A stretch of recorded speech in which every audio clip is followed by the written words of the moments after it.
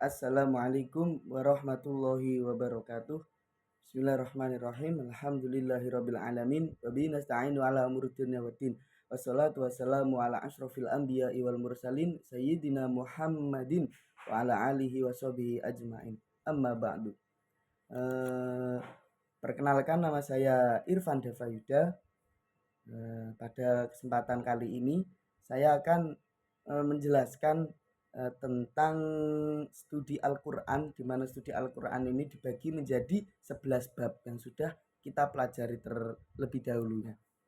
Nah, jadi saya di sini akan menjelaskan sedikit atau ringkasannya saja, sekedar merangkum dari sub-sub bab yang ada di studi Al-Quran.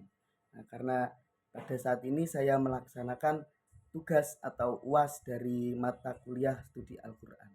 Nah, perlu kita ketahui, jadi yang pertama atau bab yang pertama dari studi Al-Quran yang akan kita pelajari pada kali ini, yaitu yang pertama ada Al-Quran dan pemeliharaannya. Yang kedua ada pewahyuan Al-Quran, lalu Al-Quran dan ilmu pengetahuan modern. Terus bab keempat yaitu Makiyah dan Madaniyah. Bab kelima Nasikh Mansukh. Yang keenam Asbab An-Nuzul atau Asbabun Nuzul. Yang ketujuh ada ilmu munasabah. Yang kedelapan ada Qiraat Al-Quran. 9 ada Muhkam dan Mustasobih. Yang ke-10 yaitu bahasa-bahasa spesifik Al-Quran. Yang terakhir ada Dirasah An-Nusus. Jadi pada kesempatan kali ini, mari sebelum kita melakukan pelajaran, kita awali dengan bacaan basmalah. Bismillahirrahmanirrahim. Oke, kita masuk ke bab yang pertama, yaitu Al-Quran dan pemeliharaannya. Nah, jadi di bab ini kita akan membahas secara singkat, yaitu apalah Al-Quran itu, apa isi kandungan dari Al-Quran sendiri. Lantas Al-Quran itu berasal dari kata apa? Jadi di sini pengertian dari Al-Quran sendiri yaitu adalah sebuah kitab suci Al-Quran, sebuah kitab sucinya umat Islam. Nah, di mana Al-Quran sendiri ini ada beberapa ulama mengatakan bahwasanya Al-Quran itu berasal dari kata masdar. Masdarnya qoro'a. Qoro'a yaqra'u qira'atan Qur'anan. Lalu banyak ya dari ahli-ahli bahasa, ulama-ulama ahli bahasa yang mendefinisikan asal mula kata Al-Quran. Nah, ada dari Imam Al-Faro', yaitu ahli bahasa dan pengarang kitab Ma'anil Quran.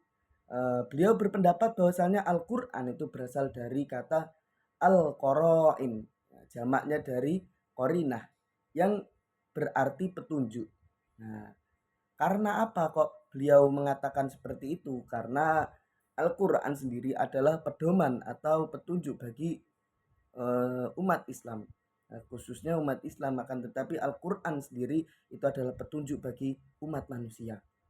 Nah, maka beliau berpendapat bahwasanya Al-Quran itu berasal dari kata Qorinah yang mempunyai jamak Al-Qoro'in. Lalu ada Imam Al-Asy'ari, yaitu seorang ahli ilmu kalam dari aliran Sunni. Beliau berpendapat bahwasanya Al-Quran itu berasal dari 3 kata, Qaf, Ro, dan Na, atau kalau disambung menjadi Korona. Nah, yang berarti yaitu menggabungkan. Nah, kenapa kok beliau berpendapat seperti itu? Ya karena surat dan ayat-ayat Al-Quran itu telah digabungkan antara ayat satu dengan ayat yang lainnya dan menjadi satu surat. Nah, berbeda dengan pendapat-pendapat yang tadi ya, Imam Asy-Syafi'i itu berpendapat bahwasanya kata Al-Quran merupakan nama diri yang diberikan oleh Allah pada kitab suci yang diturunkan kepada Nabi Muhammad. Sebagaimana seperti kitab-kitab terdahulu sebelum Al-Quran, yaitu ada kitab Zabur, kitab Taurat, dan kitab Injil. Nah, kalau imam-imam yang sebelumnya bahwasanya dia berpendapat Al-Qur'an itu berasal dari kata atau berasal dari fi'il madi yang terus dijamakkan atau dimasdarkan dan sebagainya. Sedangkan Imam Syafi'i berpendapat bahwasanya Al-Qur'an itu sudah ya nama Al-Qur'an sendiri. Jadi tidak dari kata-kata manapun, atau kalau di dalam nahwu itu merupakan, kalau di ilmu bahasa Arab itu dikatakan sebagai kata yang mustaq atau eh, bukan mustaq maksud saya. Jadi Al-Qur'an itu bukan kata yang mustaq atau bentukan dari kata-kata tertentu. Lanjut ke isi kandungan dari Al-Qur'an. Nah, di mana Al-Qur'an ini sebagai pedoman hidup umat Islam yang berisi pokok-pokok ajaran yang berguna sebagai tuntunan manusia dalam menjalani kehidupan. Nah, kita tahu bahwasannya Al-Qur'an itu mempunyai ada surat di dalam Al-Qur'an yang mempunyai julukan Alkitab. Bahwasanya ibunya Al-Qur'an, ibunya Alkitab Al-Qur'an ini. Kenapa bisa dikatakan seperti itu? Nah, karena di dalam surat ini itu mencakup atau merangkum semua dalam isi Al-Qur'an, surat-surat yang ada di Al-Qur'an, yaitu surat pertama. Surat pertama yaitu surat Al-Fatihah. Nah, di surat Al-Fatihah sendiri banyak tafsiran-tafsiran yang mana ini mengandung semua makna-makna tersirat dari surat-surat yang ada di Al-Qur'an. Jadi surat Al-Fatihah sendiri mempunyai julukan Alkitab. Karena apa? Karena Al-Fatihah sendiri surat yang pertama, diletakkan di pertama dalam Al-Qur'an. Lantas semua isi Al-Qur'an itu diringkas menjadi satu pada surat Al-Fatihah. Ada yang mengatakan juga bahwasannya surat Al-Fatihah ini itu diringkas menjadi ayat pertamanya saja, yaitu Bismillahirrahmanirrahim. Setelah itu Bismillahirrahmanirrahimnya juga itu bisa disingkat menjadi titiknya ba. Ada ulama yang berkata seperti itu. Nah, jadi isi kandungan Al-Qur'an sendiri umumnya yaitu sebagai pedoman atau petunjuk bagi umat manusia di mana untuk menjalani kehidupan sehari-harinya. Nah, Al-Qur'an sendiri kan berisi tentang hukum-hukum bagaimana cara hidup, bagaimana kita berinteraksi dengan para manusia, manusia sesama manusia, atau manusia sesama Allah. Atau bisa dikatakan hablum minallah wa hablum minannas. Di Al-Qur'an itu semua sudah dijelaskan. Di Al-Qur'an semua sudah tertera. Nah, jadi bukan bisa dikatakan, tapi memang Al-Qur'an itu adalah sebuah petunjuk atau pedoman. Lantas kedudukan dan fungsi Al-Qur'an. Al-Qur'an ini mempunyai beberapa fungsi, ya. Di antaranya, nah tadi saya sudah katakan petunjuk bagi umat manusia. Di sini ada menurut Quraisy Shihab, fungsi ini merupakan fungsi yang utama. Nah, sudah saya katakan tadi bahwasanya Al-Qur'an itu adalah pedoman bagi umat manusia, dan salah satu fungsi Al-Qur'an yaitu ini pedoman atau petunjuk bagi umat manusia, dan ini adalah fungsi yang utama. Nah, petunjuk yang dimaksud itu adalah petunjuk agama atau biasa disebut dengan petunjuk syariat. Nah, di dalam syariat itu berisi aturan-aturan yang boleh dilalui dan yang tidak boleh dilalui umat manusia. Ada kalanya boleh dilakukan, tidak boleh dilakukan, dan banyak. Kalau di dalam Islam, hukum Islam ada 5, seperti haram, wajib, mubah, makruh, dan sunnah. Lantas fungsi yang lain yaitu adalah sumber pokok ajaran manusia. Sumber pokok ajaran Islam.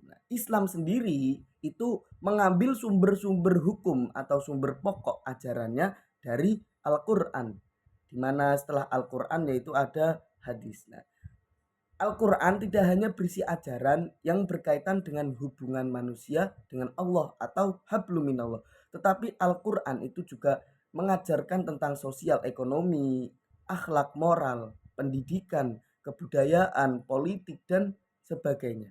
Nah, kalau Al-Quran sendiri kita tafsiri, bahwasanya banyak makna-makna tersirat yang terkandung dalam Al-Quran.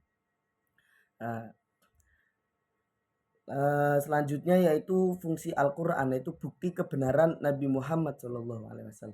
Terkait dengan bukti kebenaran Nabi Muhammad dan sekaligus menjadi bukti bahwa informasi atau petunjuk yang disampaikannya adalah benar-benar dari Allah.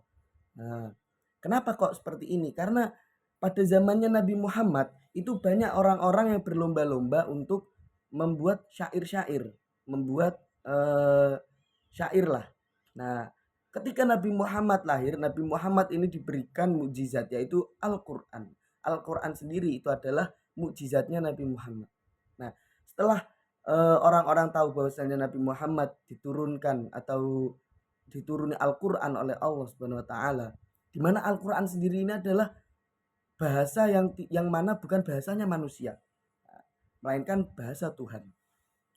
Maka dari itu syair-syairnya tidak ada yang bisa mengalahkan syair Al-Quran atau Al-Quran sendiri. Kalimat-kalimat yang ada di dalam Al-Quran itu tidak bisa dikalahkan atau tak tertandingi dengan syair-syair yang dibuat oleh para manusia dulu. Jadi itu yang dari bab Al-Quran dan pemeliharaannya ya. Kita lanjut ke bab yang kedua, di mana bab kedua itu ada qiraat Al-Quran. Qiraat Al-Quran, di mana qiraat Al-Quran sendiri yaitu adalah bacaan Al-Quran. Bacaan Al-Quran atau apa ya? Bacaan-bacaan Al-Quran. Qiraat kan artinya bacaan, sedangkan Al-Quran ya Al-Quran sendiri. Jadi bacaan-bacaan Al-Quran. Ya, sebentar.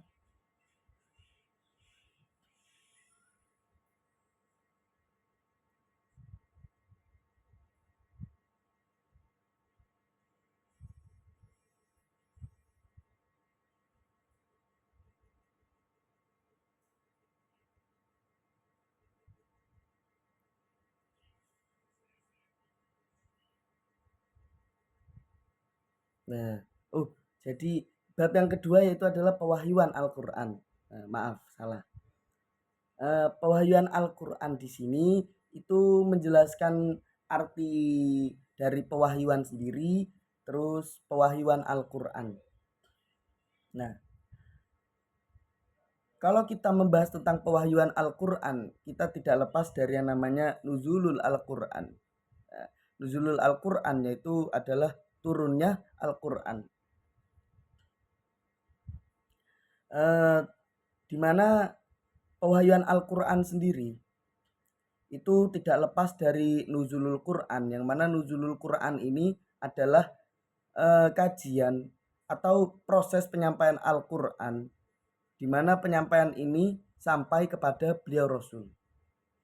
Nah, jadi kalau nuzulul Quran atau sama halnya seperti asbabun nuzul, yaitu sebab-sebab ayat ini turun.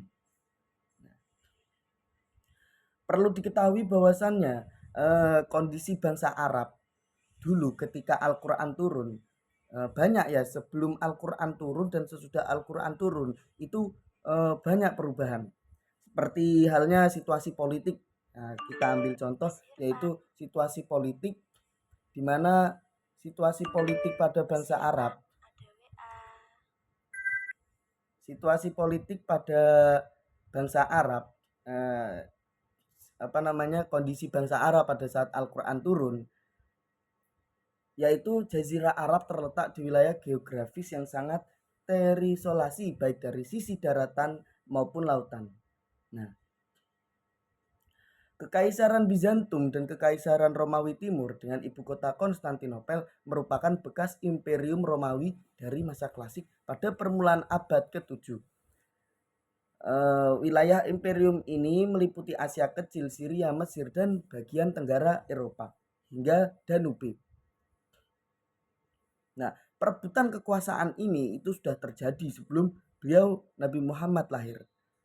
Nah, akan tetapi ketika Al-Qur'an turun, di mana turun di kota Mekah, di tempat kelahiran Nabi Muhammad, Al-Qur'an ini merubah atau menghilangkan tradisi-tradisi yang sudah lama berkembang, bahwasanya tradisi yang kurang baik, tradisi yang tidak pantas.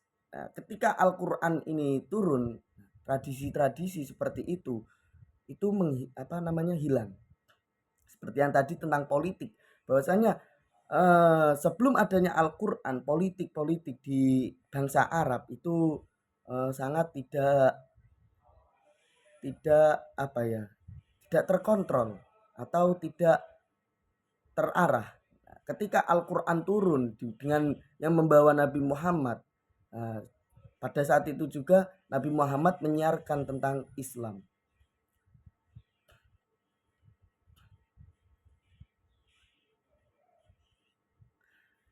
Bagi orang Arab, dunia yang fana ini merupakan satu-satunya dunia yang eksistensi di luar batas dunia merupakan hal yang nonsen.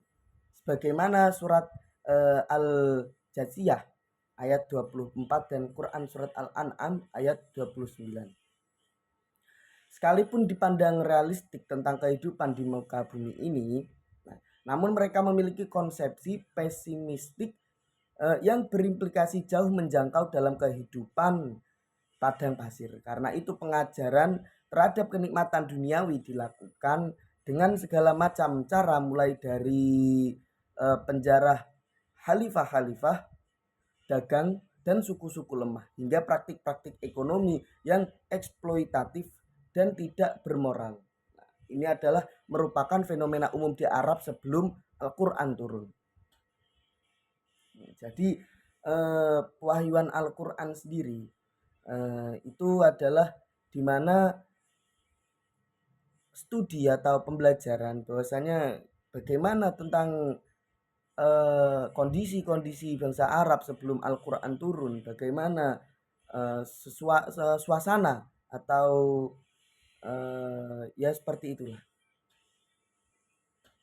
Nah, jadi di sini kita masuk kepada makna wahyu.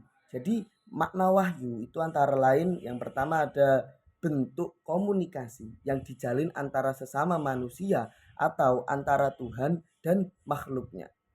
Ia memuat makna antara lain memberi isyarat, tipu daya atau bisikan, perintah, firasat, insting. Nah, jika makna yang lain yaitu makna pewahyuan Al-Quran sebagaimana tertuang di dalam makna kedua, yaitu terjadinya komunikasi pesan Allah Subhanahu wa taala kepada beliau Rasulullah Shallallahu alaihi wasallam, baik berupa perintah maupun doktrin. Sedang objek utama wahyu di dalam Al-Quran yaitu adalah Nabi Muhammad sendiri.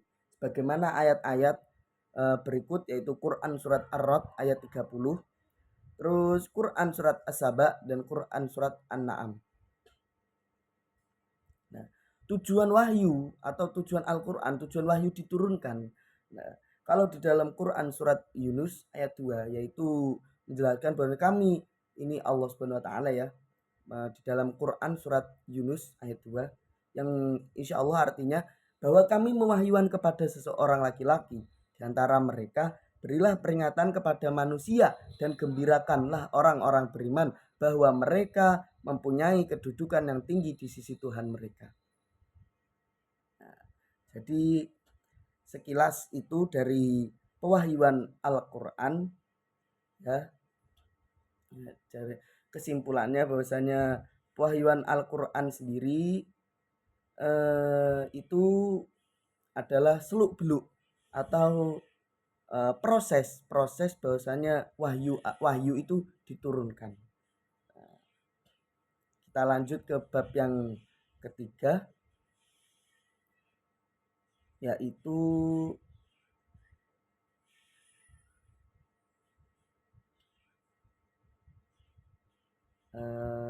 bentar.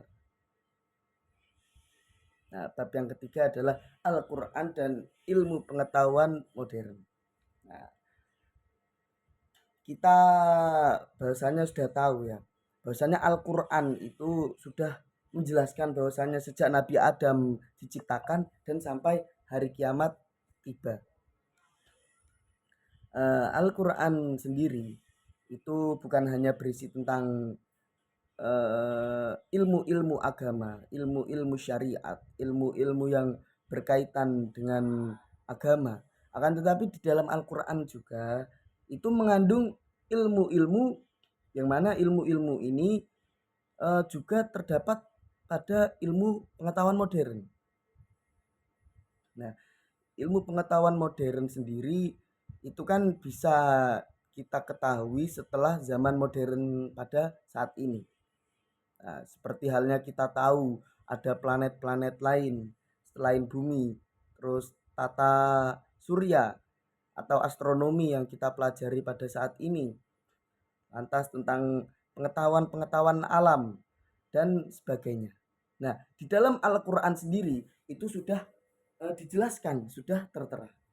Nah, jadi lanjut materi tentang Al-Quran dan ilmu pengetahuan modern. Al-Quran itu merupakan mukjizat terbesar yang dianugerahkan Allah kepada Nabi Muhammad SAW sebagai bukti atas kebenaran pengakuan kenabian dan kerasulannya.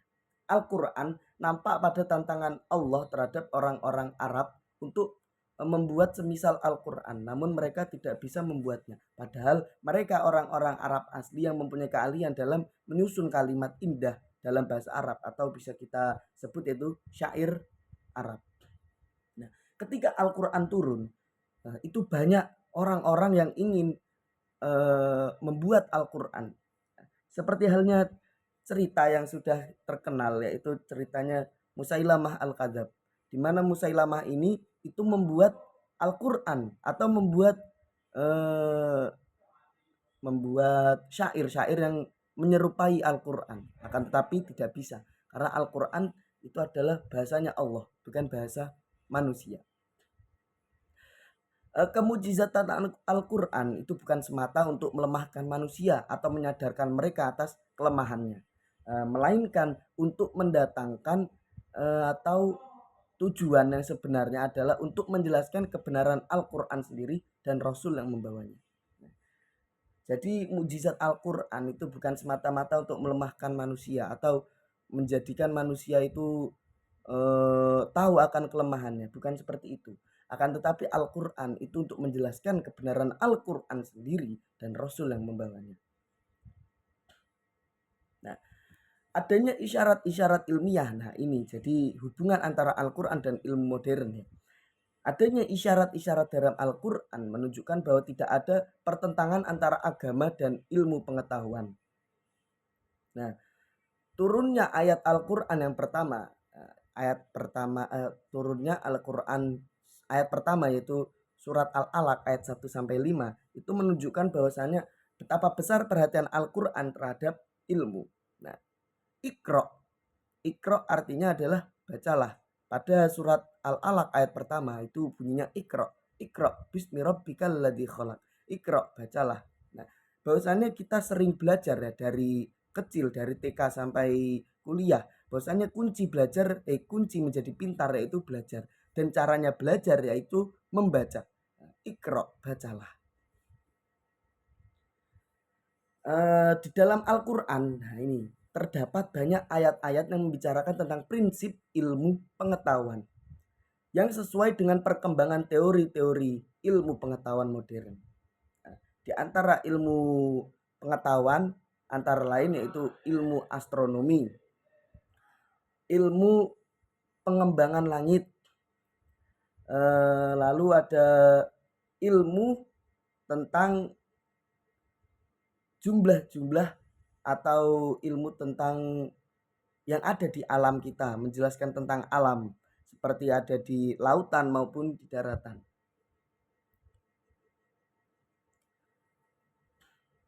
Nah, kita bahwasanya tahu sebelum peneliti meneliti, sebelum para peneliti modern meneliti tentang dunia yang kita tempati atau bumi yang kita tempati ini, Al-Quran itu sudah menjelaskan beberapa hal yang sudah dibuktikan oleh para peneliti. Contoh seperti sungai di bawah lautan. Nah, sungai di bawah lautan itu baru diketahui pada era modern pada saat ini, pada abad ke-21 ini. Akan tetapi di Al-Quran sebelum peneliti itu sudah meneliti bahwasanya ada Al-Quran, ada sungai di bawah lautan. Al-Quran itu sudah menjelaskannya. Nah, di Al-Quran itu sudah ditulis bahwasanya ada sungai di bawah lautan. Bukan hanya itu, nah, teori tentang ilmu pengetahuan alam yaitu adanya Al-Quran, adanya air laut yang tidak bercampur warnanya. Nah, ini juga terbukti, juga baru diteliti ketika sudah zaman modern. Nah, Al-Quran itu ada di dalam Al-Quran, salah satu surat Al-Quran yang mana menjelaskan tentang air laut atau warna air laut yang tidak bercampur. Nah, jadi ada yang warnanya biru gelap atau biru laut, biru tua, dan ada yang warnanya agak coklat. Nah, ini dijelaskan sudah di dalam Al-Quran sebelum para peneliti itu meneliti atau tahu dengan ilmu modernnya. Nah, sebelum itu Al-Quran sudah menjelaskan. Kita lanjut ke bab 4. Nah, di mana bab 4 ini adalah Makiyah dan Madaniyah. Makiyah yaitu adalah kota Mekah, Madaniyah yaitu kota Madinah. Nah, apa yang dimaksud dengan Makiyah dan Madaniyah? Nah, Makiyah sendiri yaitu adalah tempat turunnya ayat Al-Quran di kota Mekah. Nah, jadi kalau kita biasanya lihat di juz amma Al-Quran ada surat, misalnya surat ini, terus Makiyah, surat Makiyah, berarti surat ini adalah surat yang diturunkan di kota Mekah. Sama halnya seperti Madaniyah, yaitu kebalikannya dari kota Mekah, yaitu adalah kota Madinah. Jadi yaitu turunnya Al-Quran atau turunnya surat Al-Quran, ayat Al-Quran di kota Madinah, maka dinamakan surat Madaniyah. Nah, jadi Makiyah dan Madaniyah sendiri kenapa dipelajari di studi Al-Quran? Nah, karena Makiyah dan Madaniyah itu ada sangkut pautnya dengan nuzulul Quran. Nah, jadi kenapa kok bisa disebut Makiyah, Madaniyah? Pasti ada asbabnya, ada sebab-sebabnya. Nah, ilmu Makiyah dan Madaniyah itu merupakan bidang kajian yang membedakan fase penting yang memiliki andil dalam bentuk teks, baik dalam tataran isi ataupun struktur. Hal ini membuktikan bahwa teks merupakan hasil dari interaksinya dengan realitas yang dinamis historis. Di sini ada 4 teori dalam menentukan pengertian Makiyah dan Madaniyah. Teori pertama yaitu ada mulahadoh makan an-nuzul atau teori geografis. Yang kedua ada teori mulazahah zaman an-nuzul yaitu teori historis. Yang ketiga yaitu ada teori mulahazah mukhotobin fi an-nuzul yaitu teori subjektif. Yang terakhir ada teori mulazahah ma'tadamanat an-nuzul yaitu teori konten analisis. Nah, karakteristik dari surat Makiyah. Jadi surat Makiyah itu mempunyai ciri-ciri atau karakteristik tersendiri. Dimana kalau ada surat itu dimulai dengan nida ya ayuhan nas dan sebagainya, itu termasuk dari surat Makiyah.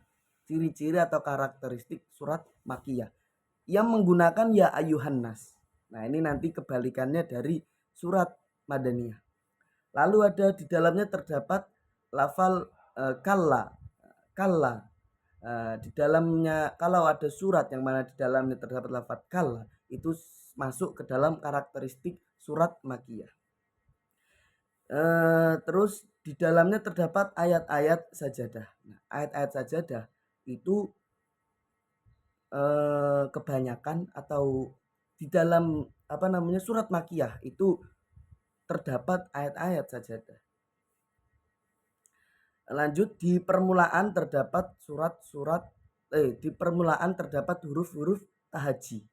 Tahaji itu adalah harf al-muqatta'ah. Selanjutnya yaitu di dalamnya terdapat cerita-cerita para nabi dan umat terdahulu selain dalam Quran surat Al-Baqarah dan Quran surat Al-Maidah. Di dalamnya terdapat cerita tentang kemusyrikan.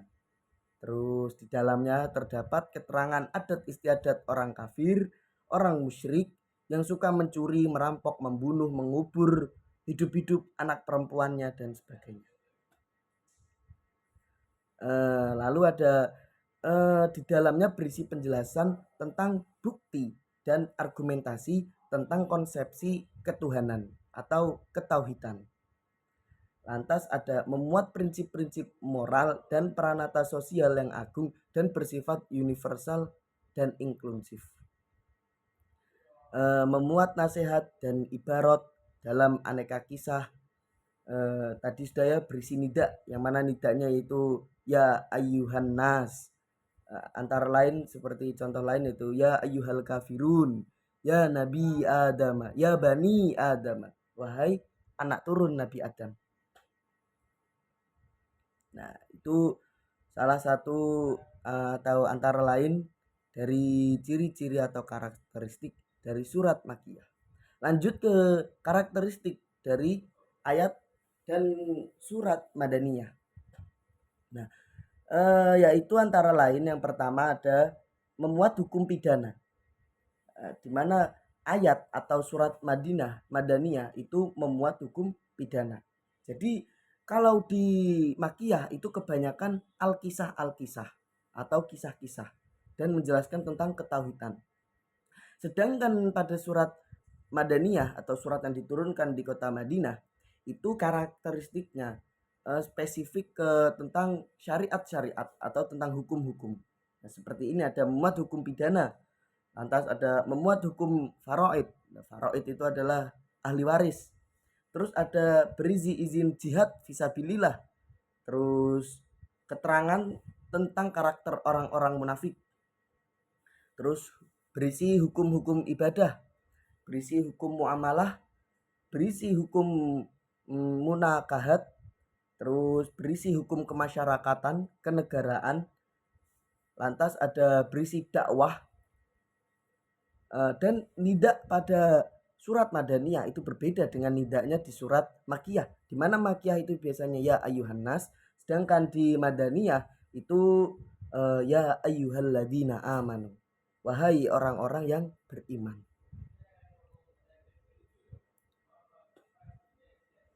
Nah, kalau kita sudah mempelajari pasti ada faedahnya atau manfaatnya. Dimana manfaat mempelajari Makkiyah dan Madaniyah secara umum yaitu mengerti perbedaan uslub-uslub atau gaya bahasa dan stylisasi Al-Quran.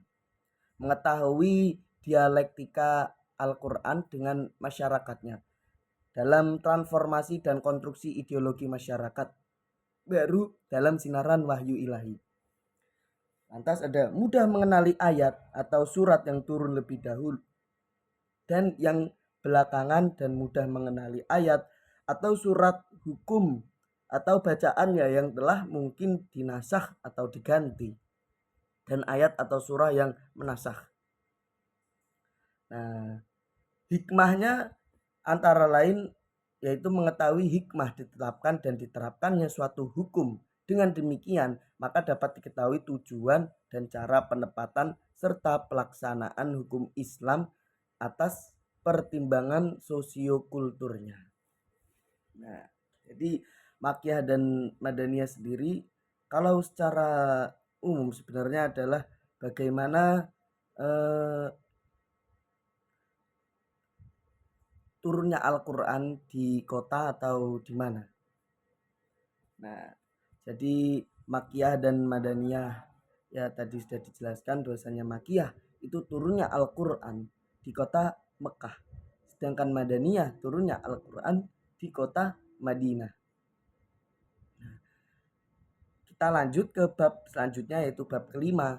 Yaitu di bab kelima ini kita menjelaskan tentang nasakh dan mansukh. Nasakh dan mansukh. Apa itu pengertian dari nasakh dan mansukh?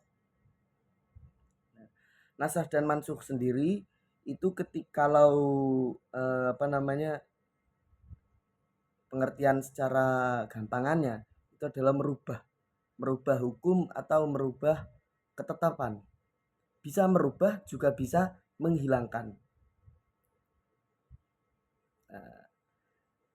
Jadi nasakh itu suatu cara atau sebagai perantara untuk mengganti sebuah ketetapan atau sebuah hukum. Nasakh ini sebenarnya bukan hanya di Al-Qur'an ya, akan tetapi nasakh mansukh juga dilakukan di hadis juga ada seperti itu. Secara etimologi, nasikh itu memiliki beberapa arti. Namun makna yang paling relevan menurut pandangan para pendukung adanya teori dan konsep nasikh mansukh, yaitu adalah at-taghyir wal wab wal ibtal wa iqamah as-sa'i maqamahu, yaitu mengganti atau menukar. Jadi mengganti ketetapan atau menukar ketetapan. Atau at-tahwil ma baqaihi fi nafsihi atau at-tabdil, yaitu memalingkan atau memindahkan. Sedangkan secara terminologi nasikh yaitu menggantikan hukum syarak. Nah, sudah saya jelaskan tadi, menghukum dengan memakai dalil syarak. Dengan adanya tenggang waktu dengan catatan kalau sekiranya tidak ada nasikh itu tentulah hukum yang pertama akan tetap berlaku. Kalau contohnya misalnya ada ayat turun nih, ayat turun. Nah, ayat ini misalnya tentang perintah atau sebuah ketetapan atau sebuah hukum syarak. Lalu setelah ayat ini turun, ada ayat turun lagi, ayat yang baru turun, dan ayat yang ini itu menasih ayat yang pertama turun. Nah, maksudnya apa? Mengganti atau menghilangkan ketetapan yang mana terdapat pada ayat pertama tadi yang turun. Nah, sedangkan makna mansukh. Nah, sekarang ke mansukh. Setelah ada nasih, terus mansukh. Kalau mansukh itu secara etimologi ya berarti sesuatu yang diganti. Nah, sesuatu yang diganti. Sedang secara terminologinya yaitu hukum syarak yang menepati posisi awal yang belum diubah dan belum diganti oleh hukum dengan hukum syarak yang datang kemudian. Nah, jadi nasikh itu adalah ayat yang mengganti ketetapan suatu hukum ayat tersebut, ayat yang digantinya. Nah, sedangkan mansukh ini adalah ayat yang digantinya. Nah, jadi nasikh yang mengganti, mansukh yang diganti. Seperti itu. Sedangkan nasikh mansukh menurut para ahli fikih, ulama-ulama para ahli fikih atau fuqaha, antara lain yaitu membatalkan hukum yang telah diperoleh dari nas yang telah lalu dengan suatu nas yang baru datang. Seperti cegahan ziarah kubur oleh Nabi. Nah, Nabi pernah melarang bahwasanya kita tidak boleh berziarah. Akan tetapi ketetapan ini dinasakh oleh ketetapan yang baru bahwasanya Nabi membolehkannya untuk berziarah. Terus makna lain yaitu mengangkat nas yang umum atau membatasi kemutlakan sebuah nas. Syarat terjadinya nasikh dan mansukh itu ada banyak ya. Antara lain hukum yang dimansukh harus berupa hukum syarak, bukan hukum akal atau hukum produk manusia. Jadi hukum syarak atau ketetapan Allah. Terus adanya dalil yang mengganti harus ada tenggang waktu dari dalil hukum pertama. Jadi jika ingin mengganti dalil hukum yang pertama itu harus ada dalil hukum yang kedua atau nasikhnya ini yang kedua. Nah, ada banyak ya syarat-syaratnya.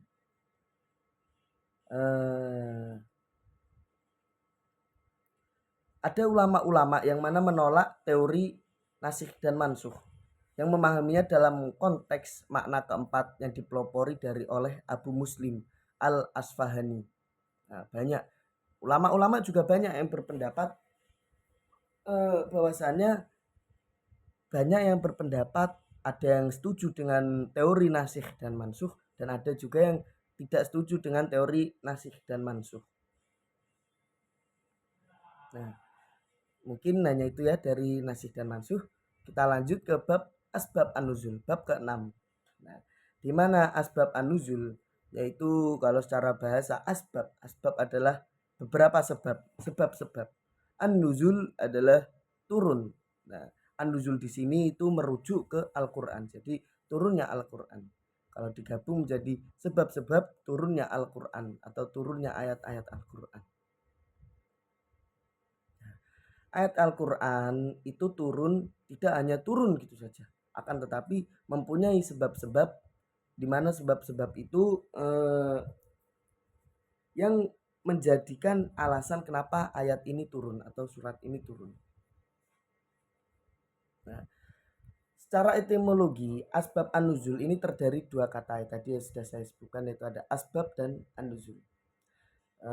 Terus ayat Al-Quran itu turun dengan dua cara. Nah, yang pertama ayat-ayat yang diturunkan oleh Allah tanpa suatu sebab atau peristiwa tertentu yang melatar belakang. Jadi tidak ada sebabnya ayat ini turun. Yang kedua ayat-ayat diturunkan karena dilatar belakangi oleh peristiwa-peristiwa tertentu. Nah, jadi kalau cara Al-Quran turun yang kedua itu ada sebab-sebabnya atau ada peristiwa yang melatar belakangi turunnya Al-Quran ini atau turunnya ayat ini. Nah, fungsi ilmu dari asbab an-nuzul yaitu antara lain kita dapat mengetahui hikmah di balik syariat yang diturunkan melalui sebab tertentu. Kedua, seseorang dapat mengetahui pelaku atau orang yang terlibat dalam peristiwa yang mendahului turunnya suatu ayat. Ketiga, seorang dapat menentukan apakah ayat mengandung pesan khusus atau umum dan dalam keadaan bagaimana ayat itu mesti diterapkannya. Banyak ya dari fungsi-fungsinya, antara lain untuk membantu kita menafsirkan sebuah Al-Quran. Bahwasanya kalau kita ingin memahami, mendalami sebuah ayat-ayat atau makna dalam Al-Quran, itu tidak cukup hanya dengan terjemahannya saja.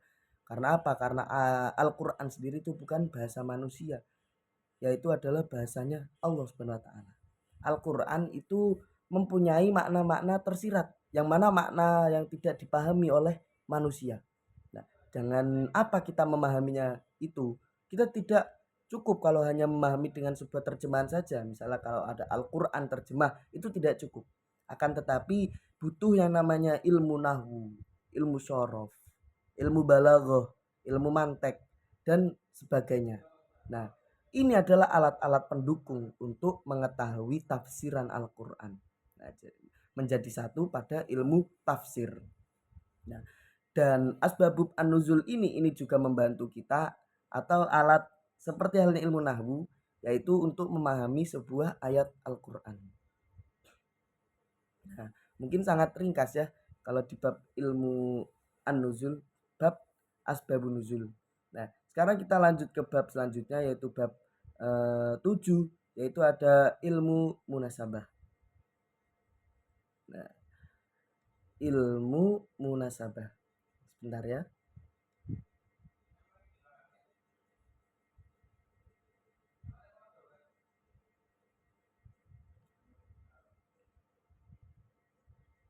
Nah, munasabah sendiri menurut bahasa yaitu persesuaian atau hubungan atau relevansi, yaitu hubungan atau persesuaian antara ayat atau surat satu dengan ayat atau surat yang sebelumnya atau sesudahnya.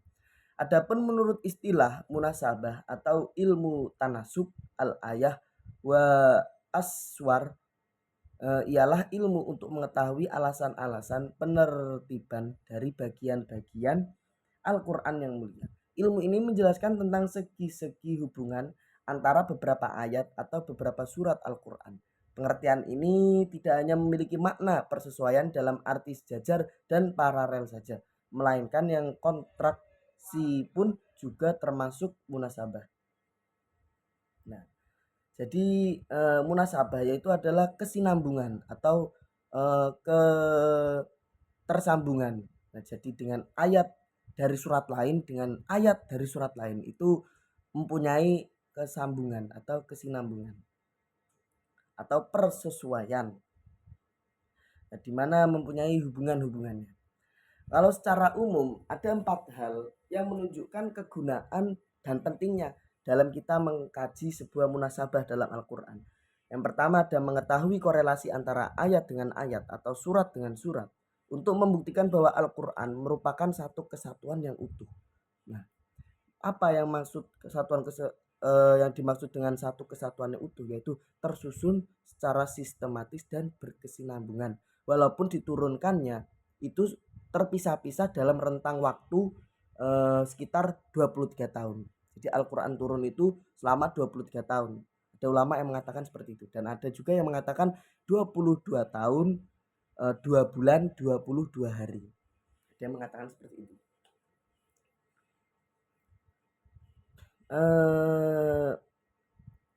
Jadi Al-Quran untuk membuktikan bahwasannya Al-Quran ini sebuah kesatuan yang utuh atau berkesinambungan antara surat dengan surat yang lain, antara ayat dengan ayat yang lain, ini diperlukan yang namanya kajian munasabah.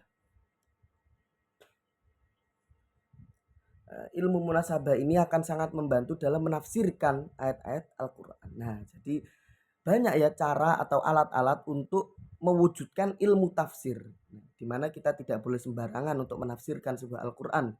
Akan tetapi ada alat-alat tertentu untuk menafsirkan sebuah Al-Quran. Seperti ini kelanjutannya, yaitu adalah ilmu munasabah. Ilmu munasabah ini sangat membantu dalam menafsirkan ayat-ayat Al-Quran. Nah, kita lanjut saja ke bab selanjutnya, yaitu bab ke-8, yaitu ada qiraat Al-Quran. Nah, ini tadi ya, qiraat Al-Quran. Tadi saya sudah menjelaskan sedikit ya di awal, saya salah bab. Jadi qiraat Al-Quran yaitu adalah sebuah bacaan Al-Quran atau cara baca Al-Quran.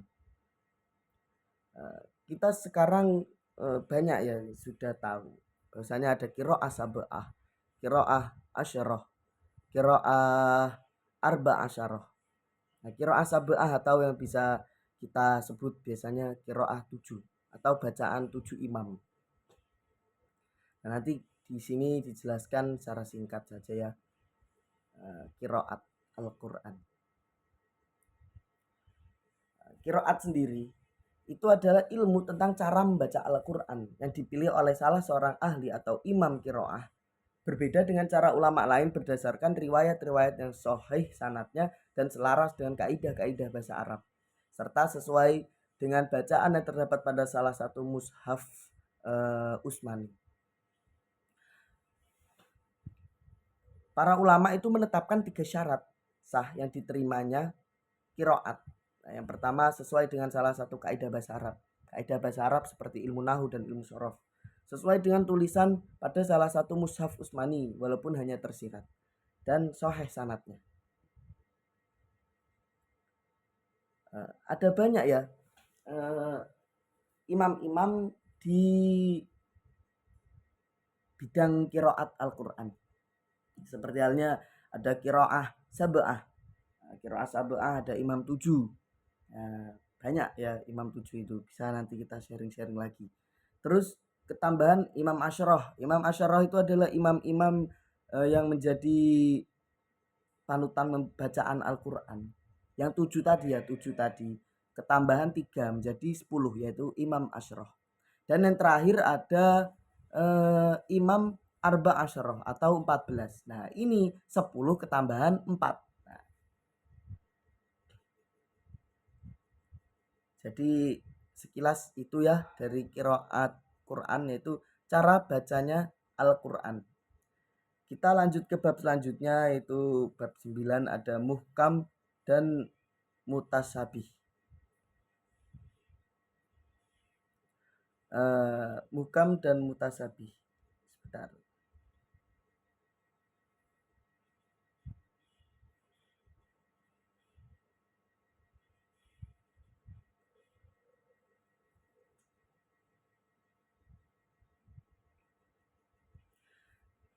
Muhkam, pengertian muhkam sendiri yaitu lafal yang artinya dapat diketahui dengan jelas dan kuat secara berdiri sendiri tanpa ditakwilkan karena susunan tertibnya tepat dan tidak ada kemuskilan karenanya pengertiannya masuk akal sehingga dapat diamalkan dengan mudah.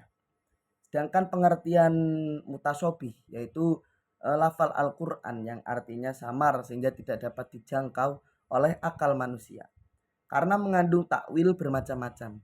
Takwil ini makna ya. Tidak dapat berdiri sendiri karena susunan tertibnya kurang tepat sehingga menimbulkan kesulitan. Sehingga cukup diyakini adanya saja dan tidak perlu diamalkan. Karena merupakan ya ini tadi ya. Terus perbedaannya apa? Perbedaan muhkam dan mutasyabih. Di mana muhkam itu adalah ayat yang mudah diketahui maksudnya. Sedangkan mutasyabih itu hanya diketahui maksudnya oleh Allah sendiri. Yang mengetahui makna dari ayat mutasyabih yaitu ayat yang hanya diketahui oleh Allah Subhanahu wa taala. Muhkam itu adalah ayat yang hanya mengandung satu segi makna. Sedangkan mutasyabih itu banyak segi dan maknanya. Muhkam yaitu ayat yang maksudnya dapat diketahui secara langsung tanpa memerlukan keterangan-keterangan lain. Atau misalnya ada ayat muhkam, itu sudah ayat ini bisa berdiri sendiri dan tidak perlu keterangan-keterangan dari ayat lain. Sedangkan mutasyabih itu memerlukan penjelasan-penjelasan yang merujuk kepada ayat-ayat lain. Jadi jika ada ayat mutasabih itu tidak bisa memberikan makna atau kurang maknanya kalau belum merujuk ke ayat-ayat yang lain. Nah, penyebab adanya ayat-ayat mutasabinat atau mutasabih tadi dalam Al-Quran itu antara lain kesamaran pada lafaz. Yang kedua ada kesamaran pada lafaz dan maknanya. Yang kedua itu kesamaran pada makna. Dan yang terakhir itu kesamaran pada lafaz dan makna. Nah, ini yang membuat ayat itu menjadi mutasyabih, yaitu yang sulit untuk dipengerti atau dipahami. Hikmah adanya ayat-ayat Muhammad atau muhkam tadi yaitu menjadi rahmat bagi manusia, memudahkan manusia untuk mengetahui arti dari Al-Quran, arti dan maksudnya, mendorong umat untuk giat memahami, menghayati dan mengamalkan isi Al-Quran.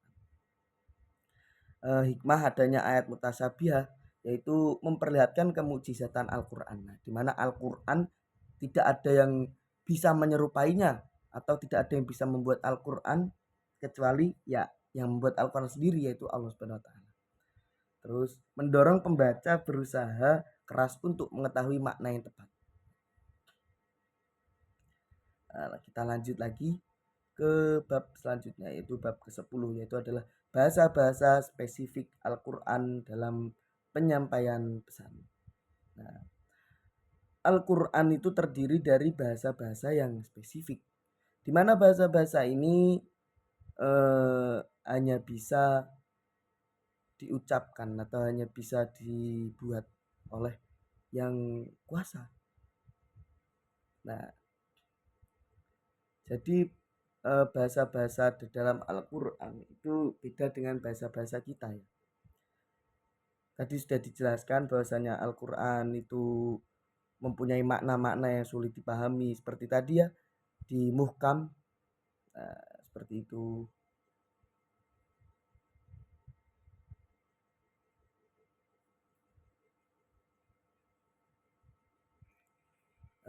Sebentar.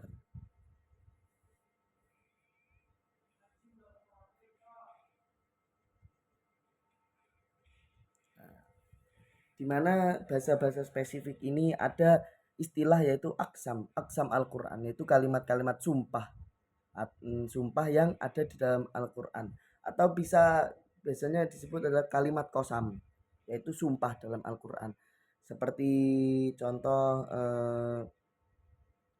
wal as innal insana lafi khusr. Wal as yaitu demi masa, demi itu kan artinya qasam atau sumpah.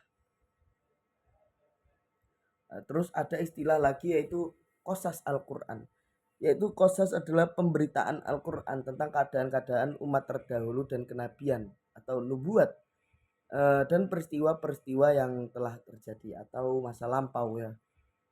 Secara garis besar ada 3 macam kisah Al-Quran, yaitu kisah para nabi, kisah-kisah yang berhubungan dengan peristiwa-peristiwa yang terjadi di masa lalu dan bukan seorang nabi. Kalau ini contohnya seperti Ashabul Kahfi. Nah, ini kan beliau para pemuda Ashabul Kahfi itu bukan sebagai nabi, melainkan kisah-kisah yang diabadikan di dalam Al-Quran.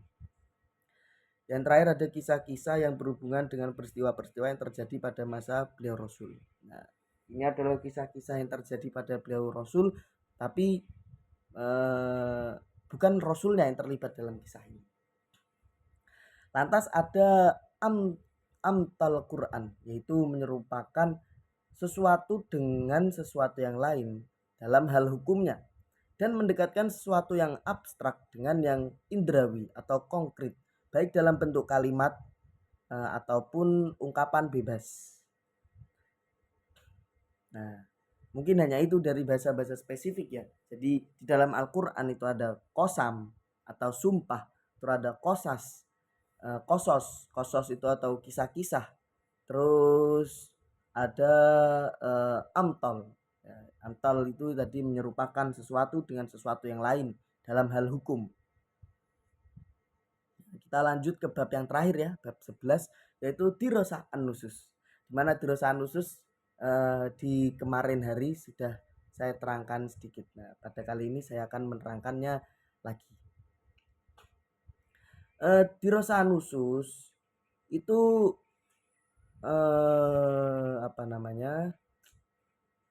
mempunyai bab-bab tersendiri lagi atau pengertian-pengertian dari dirosah an-nusus sendiri lagi. Jadi tidak merujuk ke dirosah an-nusus, tapi dirosah an-nusus itu mempunyai pengertian-pengertian seperti subbab-subbabnya di bawahnya.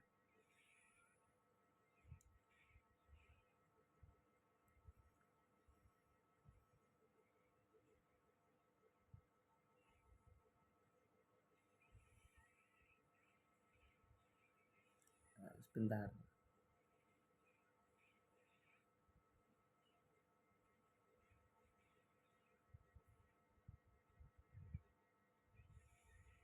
Jadi dirosah an-nusus yaitu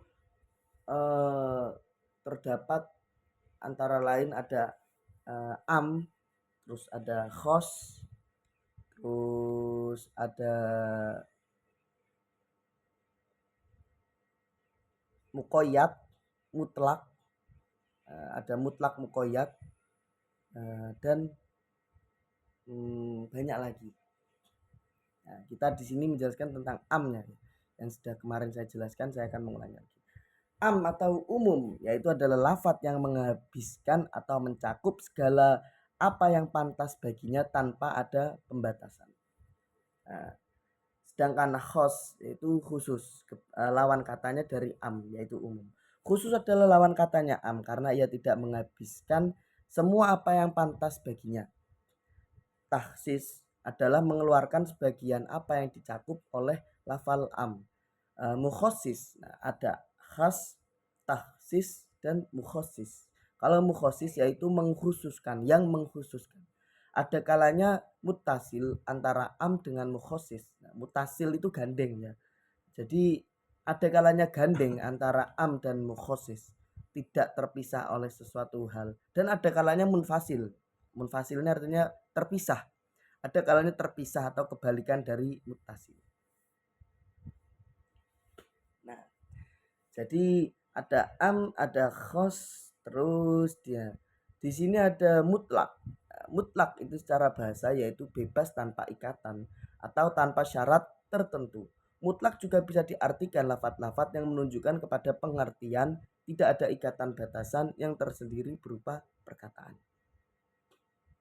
Nah, sedangkan muqayyad, muqayyad itu bermakna terikat. Muqayyad dapat diartikan sebagai suatu lafadz yang menunjukkan atas pengertian yang mempunyai batasan tertentu berupa perkataan. Nah, mutlak tadi kan tidak ada batasan. mutlak lah ya, mutlak. Sedangkan muqayyad ini mempunyai batasan tertentu berupa perkataan. Nah, terus oh ya ada mantuk. Nah, mantuk ini secara bahasa yaitu sesuatu yang diucapkan, sedangkan menurut terminologi yaitu suatu makna yang ditunjukkan oleh lafadz menurut ucapannya, yakni penunjukan makna berdasarkan materi-materi huruf yang diucapkan. Kalau di pesantren ya, mantuk ini seperti mantek atau ilmu mantek, di mana ilmu-ilmu untuk mengetahui atau membahas tentang makna-makna tersirat atau makna yang tidak tertulis. Nah, mantuk di sini itu gunanya untuk memahami sebuah ayat Al-Qur'an. Nah, kalau di Al-Qur'an tadi untuk memahami sebuah ayat-ayat Al-Qur'an, yang mana ayat Al-Qur'an ini mempunyai makna-makna tersirat. Nah, di dalam mantuk juga ada hubungannya dengan mafhum, di mana mafhum secara bahasa yaitu sesuatu yang dipahami dari suatu teks, sedangkan menurut istilah adalah pengertian tersirat dari suatu lafadz atau pengertian kebalikan dari pengertian lafadz yang diucapkan. Nah, gampangannya mantek itu cara untuk memahami ayat ini mempunyai makna tersirat atau tidak. Nah, untuk memahami makna tersiratnya sebuah ayat itu caranya disebut mantuk atau ilmu mantek. Sedangkan mafhum ini adalah makna tersiratnya.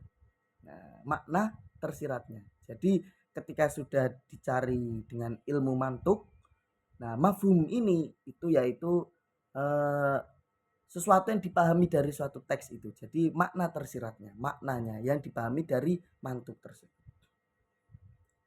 Nah, mungkin hanya ini yang dapat kami sampaikan. Sudah lama ya, 1 jam lebih 2 menit.